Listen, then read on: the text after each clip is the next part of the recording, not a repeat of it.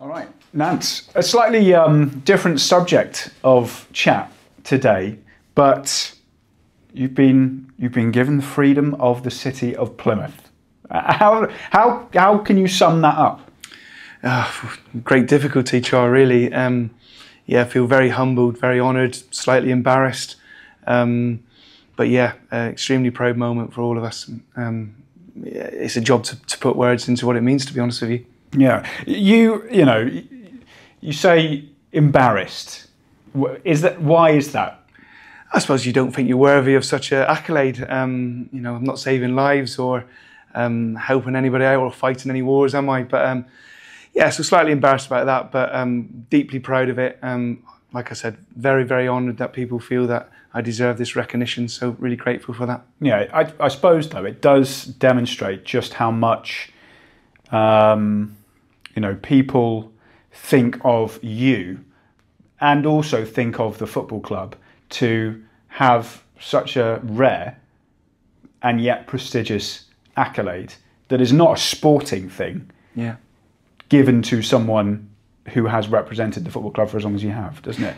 Yeah, I suppose, and I think you've hit the nail on the head. I think it's as much for me, Joe, Holly and Lauren as it is for the football club. And I suppose I've been the face of the represented football club at certain times in its history, and you get recognised for that. But without the shadow of doubt, it is an award for everybody at the football club. Without that, I wouldn't be achieving it for sure. All the office staff, the ground staff, everybody I've worked with, everybody I've coached, all the players, you guys, and without forgetting the supporters as well. So it is a team effort, and it is a one big family. So I do see it as an award for everybody, really. Yeah, you say that, but it is actually an award for you. And the words that were said by the people that nominated you, Tudor Evans, Matt Smith, both got up, I think, yesterday and spoke about you. There's been articles written, there's been supporters on social media, on fans forums, bigging you up. Now, I know you'll sort of say that's humbling and you'll be as you always are, but what does it feel like for someone who, you've had such a massive history with this football club, to hear things like that said about you? Yeah, again, very surreal. People have been really, really kind to me, saying some lovely things. So yeah, slightly embarrassed because I don't really take compliments too easily. And like I said, I do believe that is for everybody as well. It's not just about me. I'm so grateful to everybody that's been involved in the decision making to allow me to accept the honour of becoming a freeman of the city, but for the football club as well. I just try and live my life through the football club and represent it the best way I can. And I think the football club and the city are very much joined up. The city, Plymouth, is a very hard-working, it's a very honest city, it's a very caring city, and I like to think Plymouth Argyle and myself, we try and live by those values every day as well. Yeah.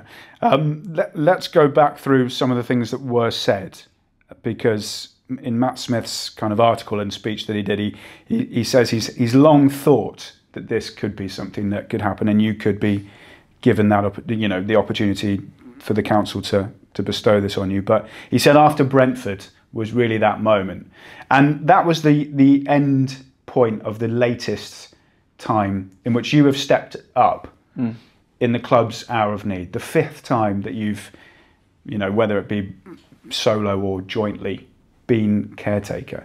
And it shows I suppose, what we already know, but the love that you have for the football club, that you're willing to put everything aside and just do whatever's best for the club. Is that right? Yeah, sure. I mean, again, I've gone on record and said that I don't want to be a manager. I don't think I've got the skill set to cope with being a manager every week, every season.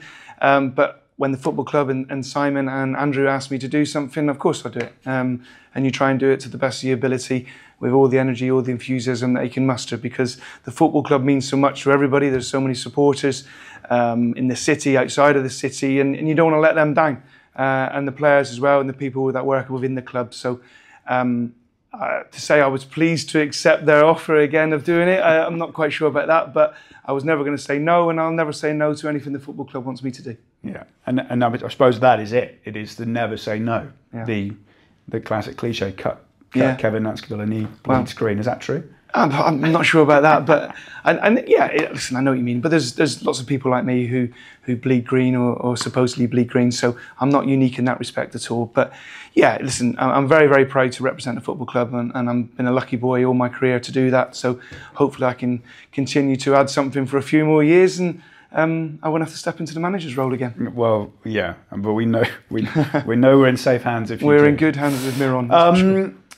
Take us back to the day then, so, or even maybe actually before that, to when you sort of found out about this. Yeah. You know, how did that come about, and can you remember what you kind of felt at the time? Yeah, it was Jamie Yabsley contacted me, I'm going to say 3 or 4 days after the Brentford game, so the Wednesday or the Thursday, and just said he'd received an email from the City Council saying that I'd been nominated for the award, and would I come in on a certain day and accept it? Yeah, crikey, of course, you know, so shocked. I did double check with him to say that he wasn't winding me up and having me on and making me look silly, but he assured me he wasn't. So after I checked that 2 or 3 times with him, and he said, no, it's definitely a genuine request, and yeah, just really humbled and, like I said, delighted to be able to accept it on behalf of everybody, really. You know, the football club. So many people don't get the recognition they deserve, and sometimes players, coaches, staff get more recognition than they actually do deserve, and this may be one of those occasions. And then on the day, so when you are there in the chamber, and as we've already said, you know, people are saying lovely things about you. Like, again, can you actually describe or sum up what that sort of moment is like when you are hearing all of this, and something you never expected to happen is happening?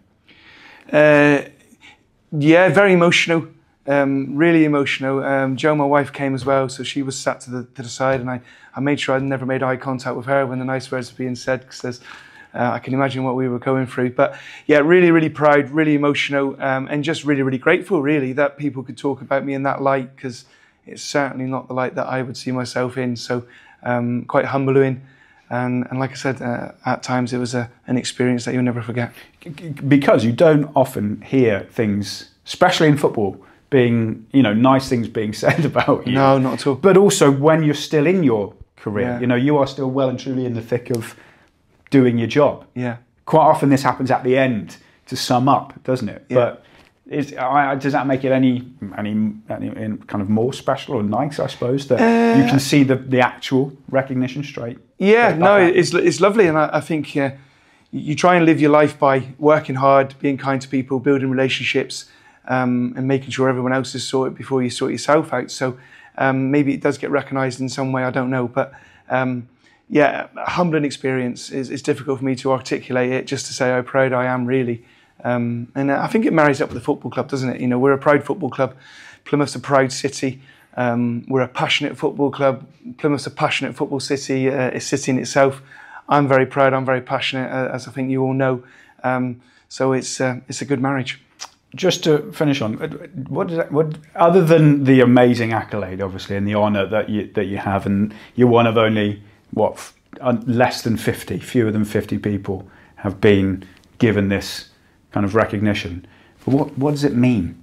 What can you now do that you couldn't before? I don't know. I was hoping I'd get a free pasty everywhere I went, but I don't think I'll be getting that. So I'm not quite sure. I think it's just the honour of being a freeman of the city, and the recognition itself is more than enough for me without any material goods. Well, brilliant stuff, Nance. Congratulations. Thank you. Never more a deserving person. Thank you very much.